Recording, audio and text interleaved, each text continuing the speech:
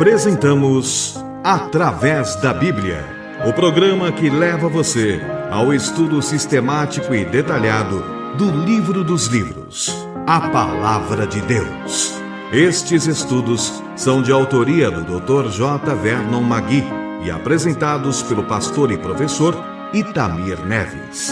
Convidamos você, ouvinte, a acompanhar esta jornada através da Bíblia. Olá, amigo, estamos iniciando mais um programa da série Através da Bíblia. É com grande prazer que estamos aqui convidando-o para mais um tempo de estudo da preciosa Palavra de Deus. Você que tem nos acompanhado sabe que estamos estudando o livro de Gênesis, extraindo dele lições preciosas para as nossas vidas. O nosso propósito é estudarmos todos os 66 livros da Bíblia, caminhando passo a passo durante alguns anos, mas com certeza crescendo em nossa fé e em nossa intimidade com Deus. Esse objetivo tem sido alcançado por muitos dos nossos ouvintes e, através de suas cartas, temos recebido notícias que muito nos alegram. Hoje eu quero registrar a carta que vem da cidade de Ouro Preto do Oeste, lá do estado de Rondônia, no norte do Brasil. Essa irmã nos escreve dizendo o seguinte: gosto muito de ouvir o programa Através da Bíblia e tenho orado muito por ele, porque através desse programa aceitei a Jesus Cristo como meu Salvador. Agora leio a Bíblia todos os dias, tenho fé no Senhor Jesus, que tem me ajudado a cada dia. Querida irmã, que palavras preciosas! Nós somos gratos a Deus porque agora podemos chamá-la de irmã, pertencente à mesma família, a família de Deus. Que grande privilégio sermos usados pelo Senhor para conduzir pessoas à fé no Senhor Jesus Cristo. Só nos resta então orarmos agradecendo a Deus por essa bênção, mas ao mesmo tempo baseados na bondade e misericórdia do Senhor, nós vamos buscar a sua direção para esse momento de estudo. Então eu quero te convidá-lo e nós vamos ter esse momento de oração. Sim, Senhor, baseados na Tua misericórdia, que chegamos à Tua presença, confiantes de que Tu nos ouves e quer nos abençoar. Senhor, pedimos a iluminação e a direção do Teu Santo Espírito, para que ao estudarmos a Tua Palavra, no dia de hoje, tenhamos alimento para as nossas vidas. Oramos em nome de Jesus. Amém. Fortalece a fé,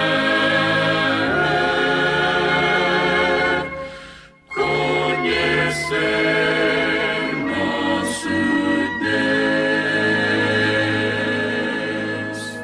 Querido amigo, você se recorda que no nosso último estudo tratamos de um tema de muita importância, que na verdade se referia à descendência dos filhos de Noé, Sem, Cã e Jafé. Naquele estudo nós destacamos que a descendência de Sem foi tratada por último porque dele, os semitas, viria a descendência de Abraão, o patriarca de Israel. Hoje, no estudo que agora iniciamos, vamos observar detalhadamente o capítulo 11 do livro de Gênesis. Um capítulo importante porque com ele terminamos a primeira grande divisão desse livro da Bíblia. Você se lembra do esboço do livro de Gênesis com as suas duas grandes divisões? A primeira parte do esboço abrange o conteúdo dos 11 primeiros capítulos de Gênesis e denominamos de a história primitiva da raça humana. Nessa primeira parte de Gênesis, que vai do capítulo 1 até o 11, apresentamos 4 subdivisões que nos ajudaram a reter melhor o seu conteúdo. Vamos a elas. Mostramos 4 narrativas de grandes eventos que deram origem à raça humana. Primeira, a narrativa da criação, nos capítulos 1 e 2. Segundo lugar, a narrativa da queda, nos capítulos 3 a 6. Terceiro lugar, a narrativa do dilúvio, capítulos 6 a 8. E em quarto lugar, a narrativa da Torre do Babel, nos capítulos 9 a 11. E é exatamente nesse ponto que estamos. A segunda parte de Gênesis, que inclui os capítulos 12 a 50, nós a denominamos de a história patriarcal da raça humana. Mas hoje vamos estudar o final dessa quarta subdivisão, isso é, todo o capítulo 11 do livro de Gênesis, do versículo 1 até o versículo 32, E a partir do programa seguinte, nós estaremos entrando então na narrativa dos 4 grandes personagens, dos 4 grandes patriarcas de Israel: Abraão, Isaque, Jacó e José. No texto de hoje encontramos claramente 3 divisões. Estamos falando sobre o capítulo 11, do versículo 1 até o 9, o evento da Torre de Babel. Dos versículos 10 até 26, a descendência de Sem. E dos versículos 27 a 32, vamos conhecer a família de onde se originou Abraão, o grande patriarca de Israel.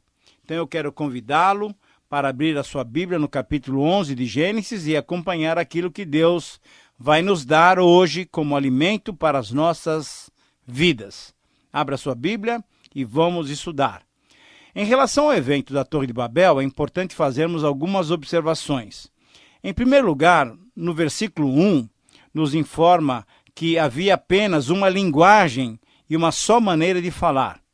Em segundo lugar, no versículo 3, nós encontramos uma informação de que, não havendo pedras, fizeram tijolos bem queimados e com o betume no lugar da argamassa, obtiveram material para a grande construção planejada.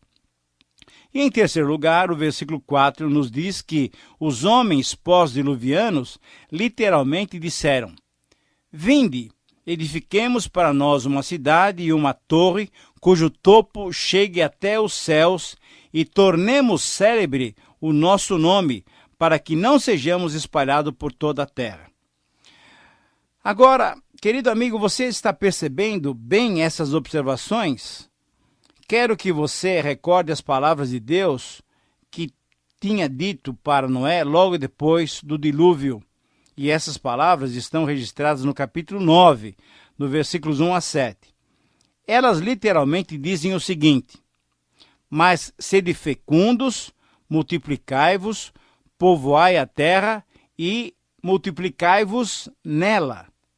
Você percebeu alguma coisa? Deus tinha dado uma ordem expressa: povoai a terra. Mas, de acordo com o que mencionamos em 11:4, o desejo humano foi exatamente contrário à ordem divina. Enquanto Deus ordenou que povoassem a terra, os líderes convocaram seus semelhantes para se ajuntarem para construir uma cidade e uma torre para não serem espalhados por toda a terra.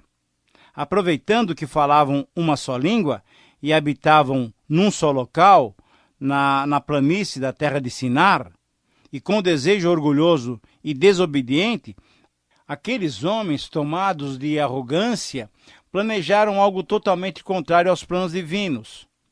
Alguns dizem que essa liderança foi a liderança de Nimrod, sobre quem nós já conversamos no programa passado. Querido amigo, como a Bíblia não faz essa afirmação direta, nós também não podemos fazê-la com segurança. Mas o que nos importa aqui é percebermos como o coração do homem é contrário às ordens de Deus. O mesmo orgulho arrogante que levou Adão e Eva a se rebelarem contra a ordem divina, preferindo obedecer à sugestão e à voz de Satanás, desejando se tornarem como Deus. A arrogância invejosa de Caim, que o levou a assassinar o seu irmão Abel por ter sido rejeitado no sacrifício oferecido a Deus.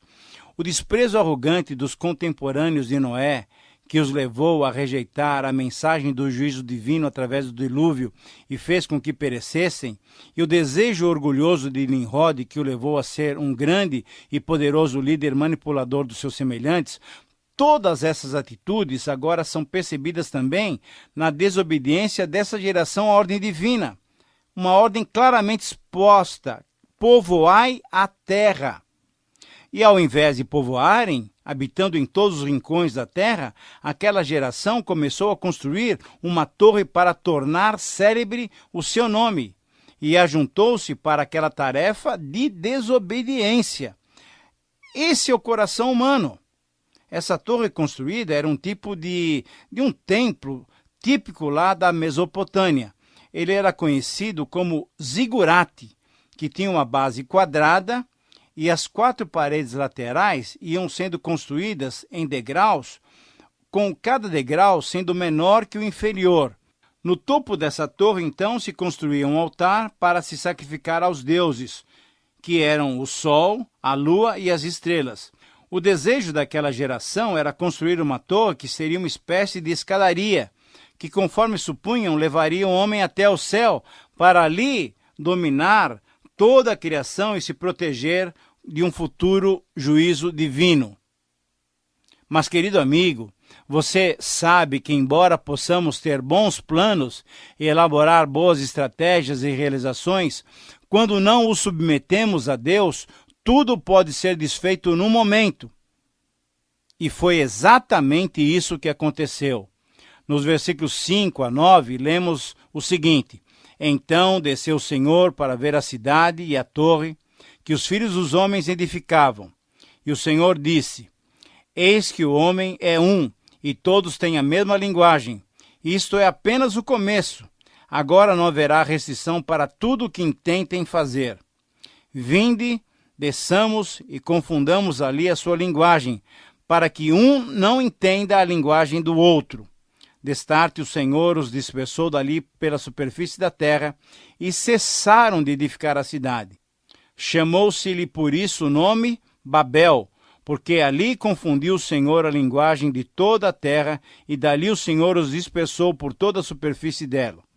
Quero ainda fazer 3 destaques em relação a esse episódio. Querido amigo, com sua Bíblia e com seu caderno de anotações, anote aí o seguinte: em primeiro lugar, percebe-se que Deus viu a intenção do coração humano e agiu soberanamente, provocando a divisão dos homens pela variação de línguas que surgiu. É assim que Deus age.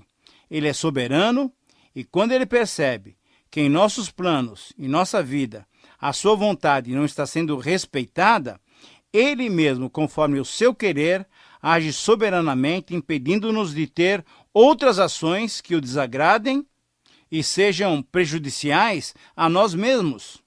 Em segundo lugar, é importante destacarmos o uso do plural nos verbos do versículo 7. Vinde, desçamos e confundamos.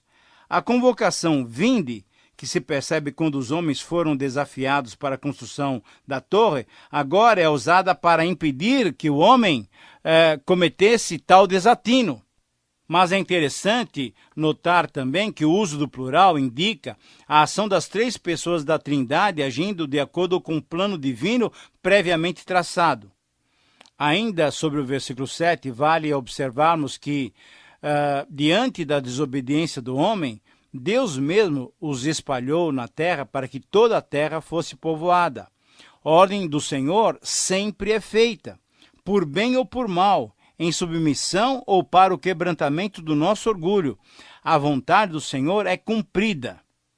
E agora, em terceiro lugar, deve-se destacar o nome da cidade construída, Babel, que para os babilônicos significava portal dos deuses, indicando a idolatria que era praticada contra Deus.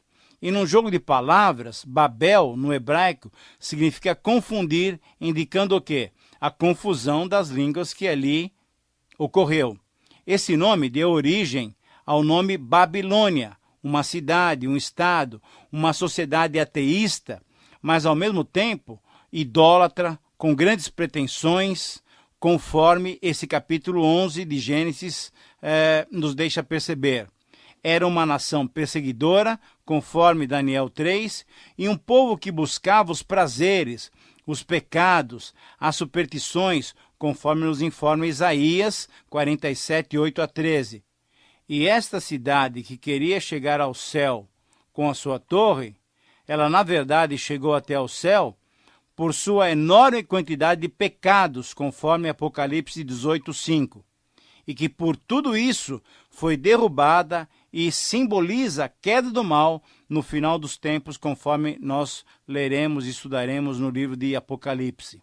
Uma lição interessante ainda que esse relato aponta é aquela que vê nesse episódio o amor de Deus em dispersar o homem através de uma confusão de línguas para que ele habitasse todo o planeta que tinha sido criado por sua própria causa. E esse ato é contrastado com Atos 2, quando também por amor Deus permitiu que através de uma nova linguagem, a linguagem do Evangelho, a linguagem do Espírito, todos os que creem, dentre de qualquer povo, tribo, língua, raça e nação possam estar novamente irmanados na família de Deus, sendo todos pertencentes ao corpo de Cristo. Quem realiza essa obra, sabe quem é? É o Espírito Santo, que aconteceu exatamente e veio para nós no dia de Pentecostes. Veio inaugurar essa nova etapa no relacionamento Deus-homem. Isto é alguma coisa maravilhosa. Os planos de Deus são maravilhosos. Os planos amorosos de Deus são de grande benefício para o ser humano.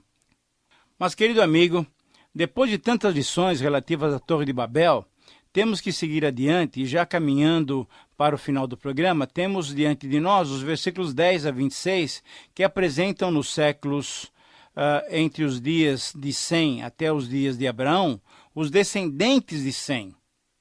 São mencionados 10 gerações, significando a totalidade de todos os semitas, conforme nós vimos também nas narrativas relativas aos descendentes de Sete. Percebe-se aqui que vão sendo tirados das genealogias aquilo que os estudiosos chamam de ramos laterais. E isso acontece porque Moisés, inspirado pelo Espírito Santo, foi focalizando a sua atenção na família de Abraão, escolhido por Deus como seu instrumento de bênção a todas as nações. Uma outra observação importante é percebemos que nessa genealogia a duração da vida vai se restringindo constantemente do nível pré-diluviano de 900, 800 e 700 anos para os 175 anos de Abrão e os 110 anos de José. E a idade da geração dos filhos chega quase aos limites atuais, como nós veremos no caso do nascimento de Isaque. Nos versículos 10 a 26, esses 10 nomes mostram as 10 gerações. São eles: Sem, Arfaxade, Salá, Heber, Peleg, Reu, Serug, Naor, Terá e Abrão. Todos esses geraram filhos e filhas, e assim foi sendo constituída a linhagem dos hebreus. O nome que se destaca desta relação é o de Eber, no versículo 16, que já foi mencionado anteriormente em 10:21, e cujo nome, conforme entendem alguns estudiosos, deu origem à palavra hebreu. E assim, querido amigo, o texto se afunila em direção da origem dos patriarcas hebreus. E é exatamente esta a ênfase dos últimos versículos 27 a 32. O texto diz o seguinte: são essas as gerações de Tera. Tera gerou a Abrão, a Naor e a Arã, e Arã gerou a Ló. Morreu Arã na terra do seu nascimento, em Ur dos Caldeus, estando Tera, seu pai, ainda vivo. Abrão e Naor tomaram para si mulheres. A de Abrão chamava-se Sarai, e a de Naor, Milca, filha de Arã, que foi pai de Milca e de Iscá. Sarai era estéril, não tinha filhos. Tomou Terá a Abrão, seu filho, e a Sarai, sua nora, mulher do seu filho Abrão, e saiu com eles de Ur dos Caldeus, para ir à terra de Canaã. Foram até Arã, onde ficaram. E havendo Tera vivido 205 anos ao todo, morreu em Arã. Uma primeira observação que devemos fazer refere-se a Ur dos Caldeus. Provavelmente essa era uma das mais antigas cidades do sul da Mesopotâmia, próxima da desembocadura do rio Eufrates, no Golfo Pérsico, isto é, no atual Iraque. Essa cidade é assim chamada porque foi dominada pelos caldeus no 7º e no 6º séculos a.C. Nessa cidade, a lua era adorada como deus, tanto como na cidade de Arã, para a qual Terá foi com seu filho Abrão e Sarai. Embora a Bíblia não apresente as razões que levaram Terá a sair de Ur em direção a Canaã, embora tenha parado em Arã, é provável que essa saída foi provocada pela sua insatisfação diante da adoração da lua ou por uma precaução antecipada, pois conforme os relatos históricos, Ur foi destruída pelos elamitas por volta de 1950 a.C. ou ainda por prévio aviso divino, tendo em vista a preservação da linhagem de Abraão. Mas o que será que realmente aconteceu?